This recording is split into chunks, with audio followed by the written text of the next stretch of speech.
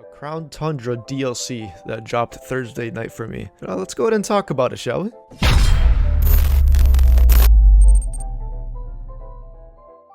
Ladies and gentlemen, I'm going to come at you with some positive energy and a positive take on the Crown Tundra DLC. I actually enjoyed what it had to offer as to compare to the Isle of Armor DLC that we got a while back. Exploration wise, not much compared to the Isle of Armor, but I do enjoy the Pokemon that came back, most notably Garchomp. Garchomp is a fantastic Pokemon, and I'm super glad that I got to saw it back on the game. And just seeing it running around and gliding everywhere like how it does in the anime was pretty freaking cool, so I really enjoyed that. The Pokemon coming back are no pushover. Obviously there's a lot of legendaries in this. If not, there's practically every single legendary in the main game Pokemon games from the past, and that's pretty cool. But yeah, I'm gonna go ahead and give you guys my reviews. So far so good. I pretty much did everything that you can do as of right now at the time of this recording.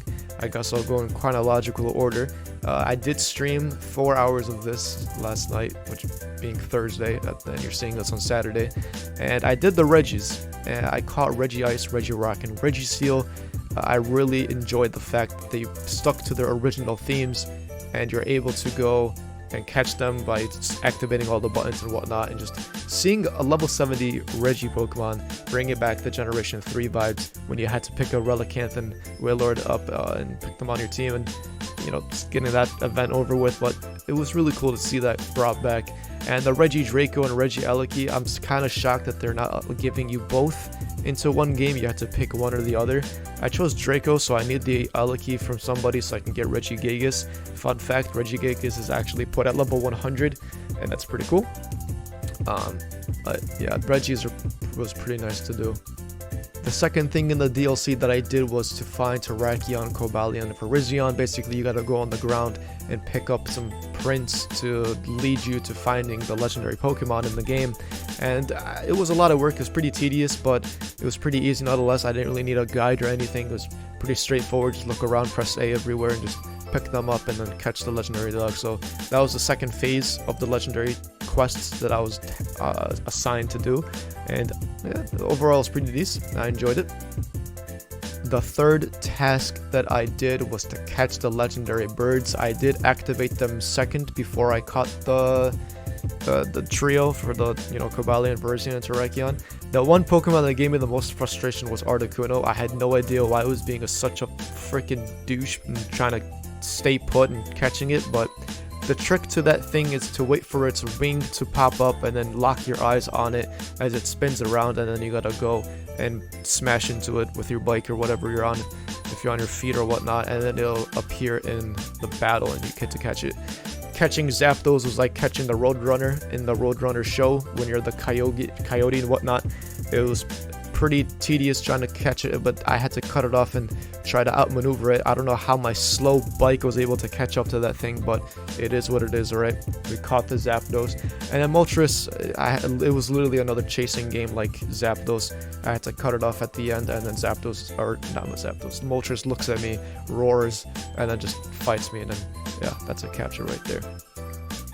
And then the last thing that I did was the Calyrex thing. So I didn't even notice that you have to go and talk to the table at first to get the crown and putting it on the pedestal. And then when the Calyrex sees you and whatnot, you go and interact with it. He uses Peony or whatever his name is as a human communicator, which was pretty funny. So I enjoyed that. Basically, you're gonna have to find the villagers and try to talk to the villagers so that if they remember Calyrex or not, because of the lore, Calyrex was the person that brought vegetation and crops to the people and whatnot. It had some significant power. And you basically, as the story rolls on, you're trying to find the horse. For some whatever reason, the fusion between this Pokemon and the horse is basically Calyrex riding it. So you get to pick from two, with being Ice and Ghost, and you gotta find carrot seeds, which you can get by trading with the old man at the crop place to get the carrot seeds, and then you get to plant it at wherever you want. So I chose the Ghost horse and I planted it, picked up the carrot, and you gotta take this flower petal and take it back to get this item, and then go back to Calyrex, and then you're step by step to getting the horse. right? You encounter the horse in the middle of the village, you take it on, you defeat it, and then you go to the temple place that you go as you explore, and Calyrex and the horse fuse as one, and it becomes the very Pokemon that it was before when it was existing, let's sort of say. Overall, I thought it was pretty cool to see. I did enjoy the DLC overall.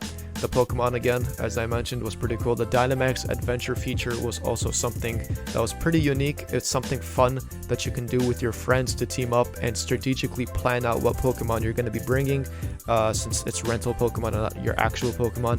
So that's pretty cool. There's some strategic planning that you need to do as you venture forth to catching all the legendaries. And that's something I'm going to be doing on Sunday, being tomorrow. I'm not sure if I mentioned this already or not, but I'm going to say it again. Tomorrow, Sunday, on Twitch, 8 o'clock p.m. CT, I will be hunting down the remaining legendaries that I need to catch in the Dynamax Adventure. So stay tuned for that. I think that's going to be pretty fun. And Ultra Beasts are back. You just gotta find the card at the end of the Calyrex thing, and then you'll find Ultra Beasts in the Dynamax Adventures as well, so that's confirmed to be back. The Hoenn starters are back. You gotta do the Dynamax Adventure. It's a Pokemon that you can grab along the way. Because you get to only keep one Pokemon that you catch throughout the Dynamax Adventure, you're gonna have to sacrifice your will of not having the legendary to keeping one of the Hoenn starters. So, I mean, it's not that bad. At least they're back. I'm glad to see that Blaziken, Swampert, and Sceptile are all back, so that's pretty cool. But yeah, overall, I do think that this Crown Tundra DLC was worth the wait. I enjoyed it a lot more than the Isle of Armor. I highly suggest you buying the DLC for Pokemon Sword and Shield if you want that extra niche of adventure. Even if you don't have the DLC, you can still get the Pokemon by trades from other people or through raids or whatever. And yeah, apparently Gigantamax Melmetal is now out because of Pokemon Home and whatnot with Pokemon Go. So go ahead and get your Gigantamax Melmetal, and make sure you get your Cap Pikachus, because the Cap Pikachus are very limited. I think it ends around November something, so make sure you get your Cap Pikachus while you can, because they're never going to get them again. So yeah, that's going to be it for today's video. I hope you guys enjoyed it. I hope you guys are enjoying the Crown Tundra as much as I am. If you guys are, make sure you guys leave a like on this video and subscribe if you are new for continued content here on the channel. And with that being said, ladies and gentlemen, I'm going to go ahead and get on out of here, and I'll catch you guys next time. Peace.